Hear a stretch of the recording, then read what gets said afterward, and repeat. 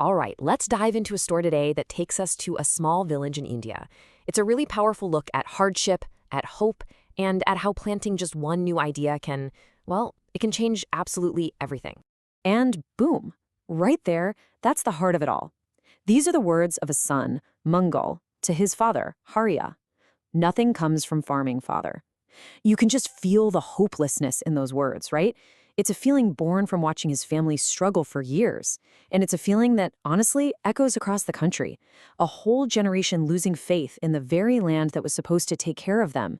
So, to really get why his son feels this way, you gotta meet the man at the center of this story. Let's take a look at Harya's struggle. We're in a village called Barsanketa, and this is Harya. Now, he's 52 years old, but if you saw him, you'd swear he was 70. Life has just been that hard.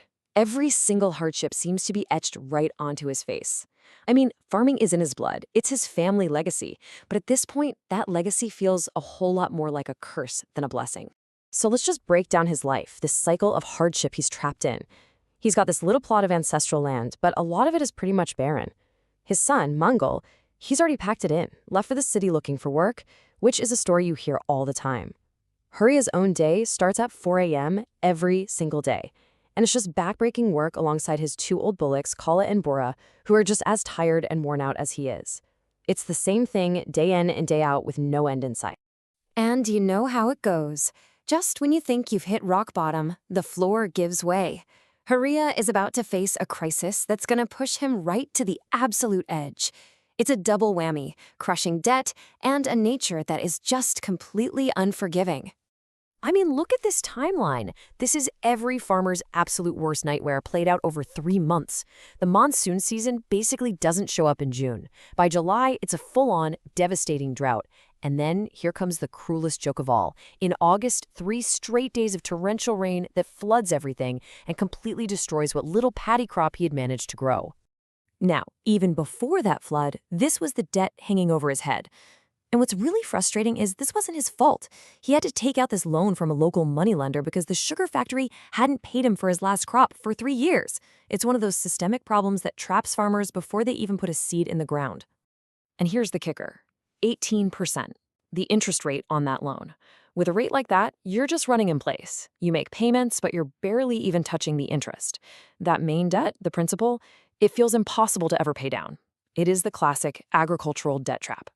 So after a year, the debt has ballooned to this, 34,000 rupees. And remember, his entire crop was just wiped out by the flood. He has zero way to pay this. The trap has officially snapped shut. And this is the moment the money lender, Lala Ram Prasad, delivers the final blow. You'll have to mortgage the land.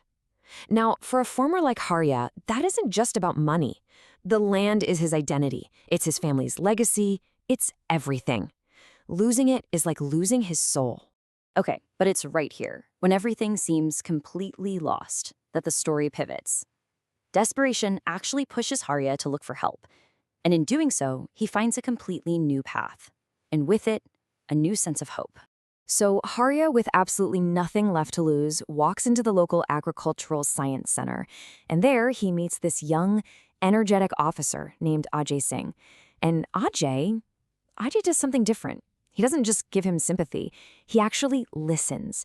And then he offers a plan, a totally different way of thinking about farming. And this really shows you the massive shift in thinking. On one side, you've got Hariya's world being totally at the mercy of the monsoons, using old seeds, old bullocks, and basically betting the farm on just 1 or 2 crops. Then on the other side, you have Ajay's advice: hey, let's work with nature, but let's not be its victim. Let's use technology like drip irrigation, rent a modern tractor, plant these new high-yield seeds, and hey, let's diversify. So Ajay doesn't just talk. He gives them a concrete 4-step plan. First, let's test the soil. Let's figure out what it actually needs so we can farm smarter, not just harder. Second, let's plant a quick moon crop that doesn't need a ton of water. Third, let's use a new, better variety of sugarcane. And fourth, and this is key to making it all happen, let's apply for government subsidies to help pay for it. Now, Harya's probably thinking, is this for real? He's skeptical for sure. But he takes a leap of faith and decides to trust Jay. And what happens next is just, wow. It's nothing short of a revolution on his tiny piece of land. This is the harvest that came not just from sweat, but from wisdom. You have to see these numbers to believe it. Okay, remember that debt? 34,000 rupees? Now look at this. That first moon crop, the quick, low water one, it brought in 40,000 rupees. He paid off the entire debt with just that one harvest. And then, boom, the new sugarcane comes in, earning him a massive 120,000 rupees. It is just an unbelievable, incredible turnaround. But the money is one thing. The real win? It's the human stuff. For the first time, Harya bought his wife, Savitri, a brand new sari. He got new clothes for his kids. But the biggest change of all? His son, Mangal, seeing the success, seeing this new hope in his father, he came back from the city. He came back to work on the farm right beside him. That small act reversed that whole tide of migration. And the good news just kept coming. The next game changer? A solar pump. And check this out. Because of Ajay's advice, he applied for a government subsidy that covered a mind-blowing 90% of the cost. This just goes to show you how important smart government support can be. All of a sudden, he had a reliable source of water for his fields, totally free from the crazy whims of the monsoon or the high cost of electricity. But here's where the story gets even better. Harya doesn't just get prosperous and call it a day. No, he undergoes a total transformation. He goes from being a debt-ridden farmer to a respected teacher for his entire community. This chart really says it all, doesn't it? Just look at the before and after. His mindset goes from completely hopeless to hopeful and wise. He not only keeps his land, he's able to buy more. His family goes from just struggling to get by to actually thriving. And his status? From a guy in debt to a respected community leader. What a change.